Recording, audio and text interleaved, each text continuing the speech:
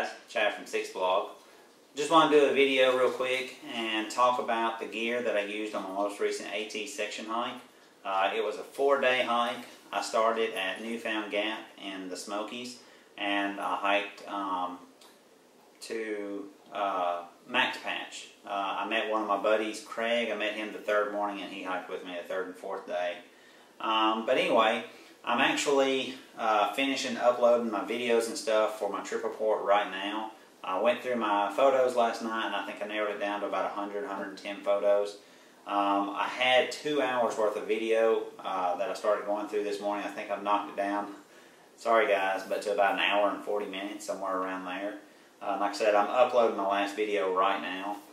I probably won't get around to doing the write-up today, but maybe sometime this week, and then go ahead and get everything put together on my blog. So maybe by the end of the weekend, I'll have that up. However, by the time you watch this, that will already be up, so all of that doesn't really matter. Anyway, the reason being, though, I wanted to go ahead and sit down now and talk about some of the items I carried with me on the hike while I was still kind of fresh on my mind. Like I said, the hike was 4 days long. I took my pack with, it was total weight of 24 pounds. And that's actually heavier than I would normally carry for a hike that long at this time of the year. Normally, going out, I would probably set out with about 18-pound total pack weight for a hike like that. But on this particular hike, I intentionally added a couple extra things to add some extra weight, just because I'm getting ready for a Go Ruck coming up in December, so I want to carry a little extra weight. It was a good hike. I enjoyed it. It was great scenery. Had some rain a little bit one day, but you know, everything went well. Nobody was hurt. Everybody had a good time, so it really went well. So anyway, I want to talk about some of the gear. I want to start with my backpack, which is the Z-Packs Arc Blast. And before I get started, I want to say that Will Wood has just finished his AT through hike. I think he said it took him 7 months. But he also used the Z-Packs Arc Blast, the 52-liter, on his entire hike. And just a few days ago, he posted a review of it, a long-term review of it. And if you're interested in this pack, I definitely suggest you check out his video, because he could probably answer a lot more questions about it than I could, simply because he's got way more use with it. In my opinion, though, it's a great pack. I have much less use with it than he does, but all of the use that I've had with it so far has just made me a complete believer and makes me want to use it more and more. Honestly, I feel like I'm going to be using this pack more and more, even during the warmer months. The only time I know for sure I won't be using this pack will be, you know, like our July and August, whenever it's just so hot that I hardly carry anything. But that also kind of makes me want to order a smaller, like a 45-liter or the Slim. I need to hold off on that. Anyway, it's a great pack. I really like it. It rode well, very well. Made that 24 pounds I carried feel like almost nothing. I want to say, though, that on this trip I did have a little hip soreness, particularly on my second morning. And I think the reason that is because in the past, when I was heavier, I think that I was wearing my hip belt actually around my hips rather than on my hips. And on this hike, obviously I'm skinnier now, so I was able to cinch it up and wear it around my belly and actually sit on my hips. And because of that, I think that's why I had a little bit of soreness on my second morning. Third day, I still had a little soreness, and then the fourth day was pretty much gone. I didn't notice it at all. But I absolutely love the way it rides. I will say, not just with this pack, but every other pack I've used, all my other Z-Packs packs, my ULA packs, my 6 Moon Design packs, my Kelsey packs, for some reason, just right my lower neck, right between my shoulder blades, almost where it's getting into my back, after about 2 days of carrying a pack, I don't know what it is, but boy, that just gets real sore. And it kind of feels like a catch or something if I turn my head or anything. And I don't know what that is. I'm not saying that it's because of the pack design or anything, but I just wanted to point that out because I think that's worth mentioning. Also, one thing a couple people asked me before I left was the arch, staying arched when you use it. Before I left, I measured and I had 2 1/4 inches of arch. And then I measured it when I got back and I've got just a little over 1 3/4 inches of arch now. So it did lose some of that arc. I don't know when. I couldn't really identify when, but it did lose some of that. One fix that I know would fix that would, you could over arc it. Just be careful doing that because you don't want to break that carbon fiber stay. But you could over arc it, maybe tie a knot in this rope, and then let it back out so that that knot catches, and it shouldn't move at all in that case. But anyway, that's the Z-Pack's Arc Blast. Absolutely love this pack. It is so amazing. I highly suggest it to anybody that is an ultralight backpacker and is interested in it. But anyway, enough about that. I'm going to move on just a little bit. For my tarp, or my sleeping system, I planned on staying the third and fourth night under my tarp and hexanet. However, things got changed, so that didn't quite go like that. The third night I actually stayed in a shelter, and since I was the only one in the shelter, I took my hexanet out and kind of suspended it from the ceiling, and I slept inside my hexanet. For that kind of reason, though, is why I love the tarp and hexanet combination. I love the versatility of it, and for that reason, I don't see myself going to anything else anytime soon. Now, I will admit, I have drooled, not really drooled, but I have been very interested in the MLD Duo Mid with the solo internet in it, just because of the room and the fact that it does go all the way down to the ground. I don't have any plans on buying that right now, but that's something that I've been interested in a long time, and one day I wouldn't mind trying out. But for the time being, I'm sticking with my Z-Packs, and I think I'm going to love it. In fact, I know I do. My sleep system, I use my large NeoAir X-Lite. I don't have to talk about that. I've talked a lot in the past about the X-Lite, or the NeoAirs in general. I really love those. I sleep great on them, and I do like my large X-Lite. Like a lot of other people, I'd be okay if it was a little shorter, but I like the width. And then with that, I also used my Goose Feet Gear down pillowcase and the Exped Ultralight Air Pillow, the large one. And I mean, this combination here has just worked so well for me for so long. I think it's 3.6 ounces for the combination, and that is kind of heavy for a pillow, but not as heavy as a lot. But I have no intentions of getting rid of this because it helps me sleep so much better. And also, when I use my X-Lite, it connects to that because of the little string I have on the back, shock cord, and it stays in place so well. I just absolutely love that. And then I used my new Montbell Down Hugger number 3. I say new, I got it in June, but this was the first hike I got to use it on. One night, the coldest night, it probably got low 40s was all it got, maybe 43-ish, somewhere around there. And I slept in a pair of thin liner socks, my Cat 2 long bottom pants, and my Cat 4 zip hoodie. I slept in that inside this bag, and I only zipped up the slipper to about the middle of my torso area. I didn't even have to zip it up any farther than that. I didn't have to cinch the hood or anything like that. I stayed warm. Actually, my feet were a little too warm, which is kind of odd for me. I did bring my Goose Feet Gear down socks just in case. Never needed them. But based on that experience, I think that for me, I think that this is easily going to be a mid 30-degree bag. And then, of course, with you know, my down jacket, my down pants, my down booties and stuff, I think I'll easily be able to take it below freezing, maybe mid-20s, possibly. So I'm happy about that. I do want to say again, the stretch, I feel like the stretch is a bit of hype to me. I was expecting it to be a bit more constricted whenever it wasn't being stretched out, and it's just not that way for me. Also, I was expecting to be able to stretch out in it more, and I just don't see there being a whole lot of stretch there. I just don't see it. In my opinion, it's a good bag, but the stretch just isn't what I thought it was going to be. Saying that though, I do plan on keeping it, and I do plan on using it for 3-season use quite a bit more, even though it's heavier than my quilts. Let's see here.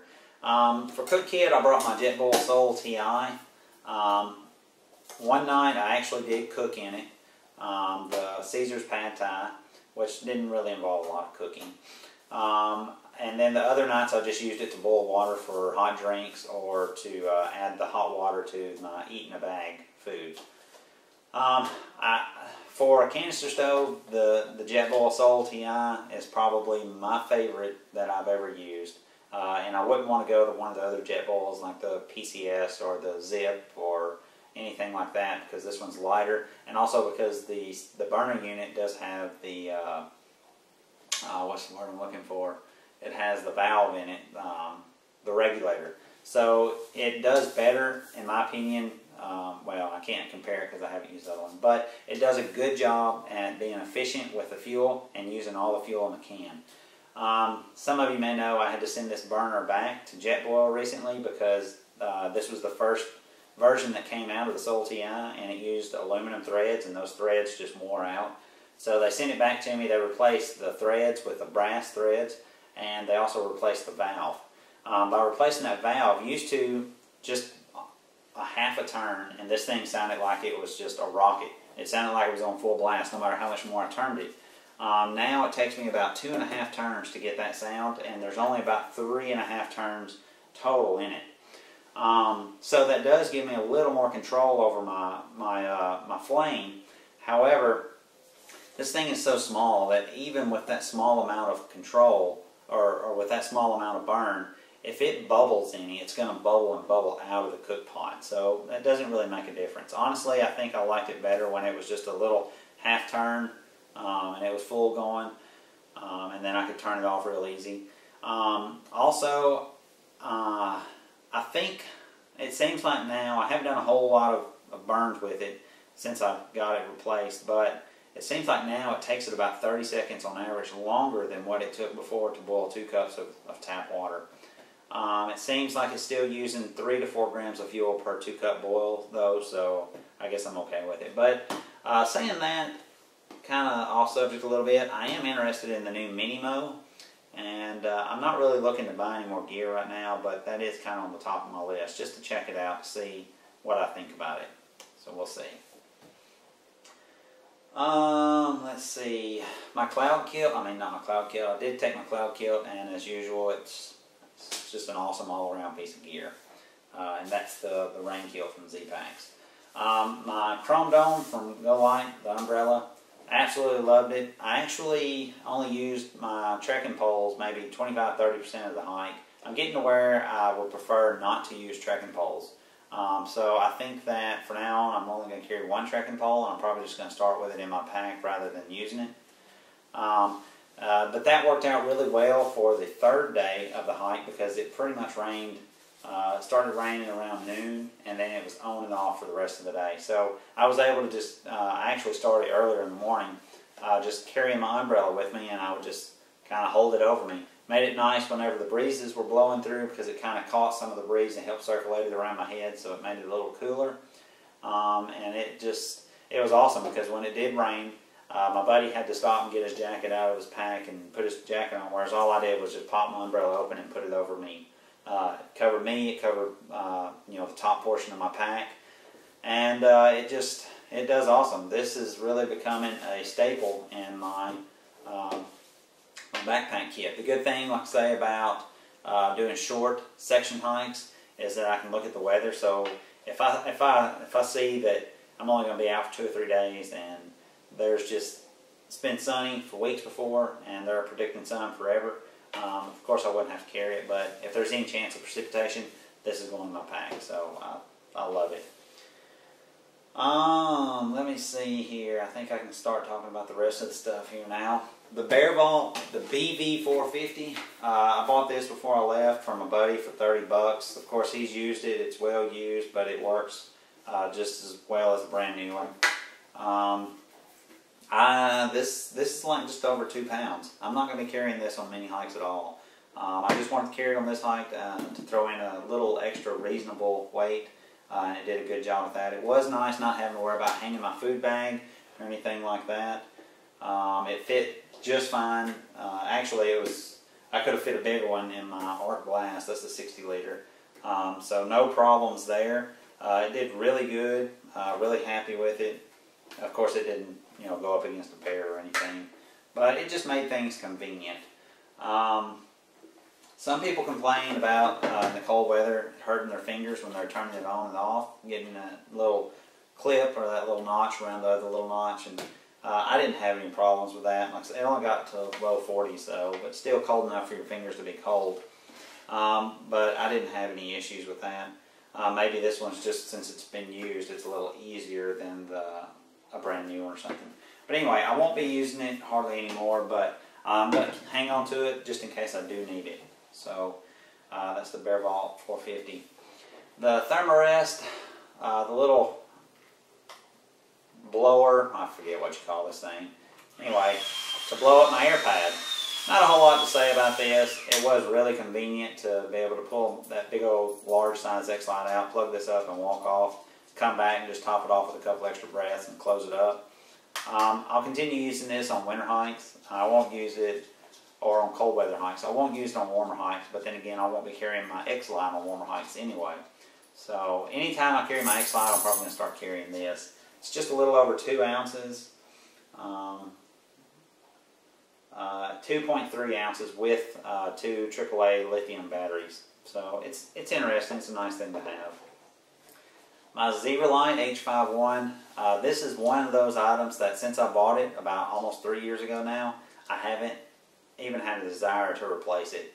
It's 1.99 ounces with the do-it-yourself headband I've got here and a single AA lithium battery, and it just works great. This thing is awesome. I love it.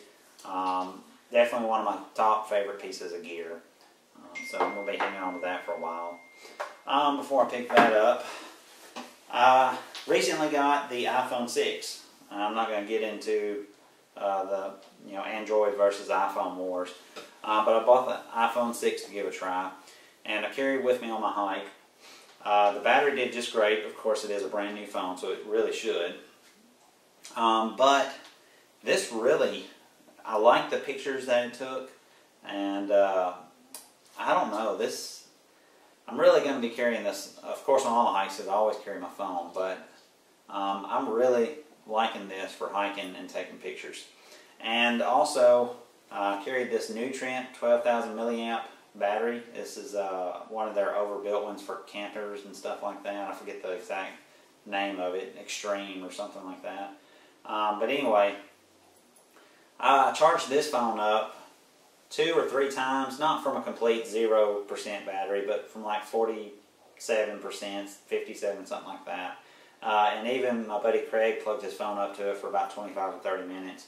And I've still got 4 lights on this thing, which means it's greater than 75% battery is still left. So I could charge these phones a ton of times. It really is overbuilt. I kind of wouldn't mind getting one that was a little smaller, lighter. I would be able to charge my phone at least 4 times or so. But that was a really convenient thing. It's a real nice luxury, and I'm going to consider it more and more. Just to throw it out there, if I didn't do so much video with my camera, just for the camera and the lens that I have on it, is around 13 ounces, and this is 11 ounces. And then, of course, I carry extra lenses, not lenses, but filters and extra batteries and some miscellaneous cleaning accessories for my camera. Altogether, I've got, that I carried with me this time, 1.3 pounds of camera gear, and that's actually light. But I could replace my camera gear and just take pictures with my phone and carry this to make sure I could recharge my phone when I need it, and even the wire for it, and I would drop almost a half a pound in weight. Not a half a pound. Probably about 0.6 pounds. That's over half a pound. Probably about 0.4 pounds, something like that. Anyway, I would drop a little bit of weight by going with something like this. So that's that. Some of the last things I want to talk about is food. I tried the Packet Gourmet Texas State Fair chili. Very shocked. I really enjoyed that. Of course, I had the All-American Burger Wrap. I've had that before, and I really liked it, although I want to say that this time it tasted saltier than the other times I've ate it. I don't know why that is. There was no extra salt that I added in, so it was obviously had to be already cooked in with the meat. So it was a little salty. And then of course I had Caesar's Pad Thai, which I absolutely loved. And I only had 3 dinners on the trail because we actually hiked out a little bit early. As far as my coffee, I had these little Java cubes. And I want to give a huge shout out to them for making sure they got these to me in time for my hike. I really enjoyed these, and I'm going to be carrying these more. I had French vanilla, hazelnut, caramel, and the regular black. And I really enjoyed all of them. All you do basically is heat up some hot water, pour it in your cup, and then drop one of these cubes in, let it sit for about 30 seconds or so, and then stir the rest up, and it would dissolve. And what's nice is the flavored ones, they were actually already a little sweetened too. So if you like, not super sweet, but if you do like kind of sweetened just a little bit coffee, I think that you would like these. And if you don't, of course you can just do the classic, I think is what they call it, or maybe black. I can't remember where it's at in here. But anyway, and it's just like a regular cup of coffee. I will say that some of them seemed like it took a little while for me to get it stirred up so that the cube completely broke down, but that's not a big issue for me. So the Java cubes, huge thanks to the guys for getting these out to me in time. I really appreciate that. I really enjoyed it, and I'm going to be using these more on the trail for sure. I think they're around 4 grams for each little one here, so not much weight at all. Easy to use, easy to carry, so it's great. And then the last thing I want to talk about is the green belly bars. Fortunately, I only had 1 bar while I was on the trail. When I say 1 bar, I mean 1 bag. There's 2 bars in each bag. I had, it was the peach one. I think it's peach apricot or something like that. I can't remember exactly. Peach peanut butter or something. I wasn't a big fan of it. Now don't get me wrong. Taste-wise, they were fine. Texture-wise, I think it was okay too. In my opinion, they're better than the Pro bars, and most definitely better than Cliff bars. But there's just something about me and bars on the trail that they just don't mix. Even the bars that I eat at home, they're kind bars, like oats and honey. I love those things. I can eat them left and right here at home or at work.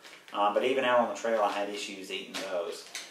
So I didn't try any of the other ones. I have 2 more. The chocolate banana, which I am going to go ahead and try, I think, later today.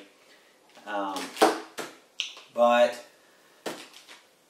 I don't know. I appreciate, I think his name was Chris, for sending these out and let me have a try.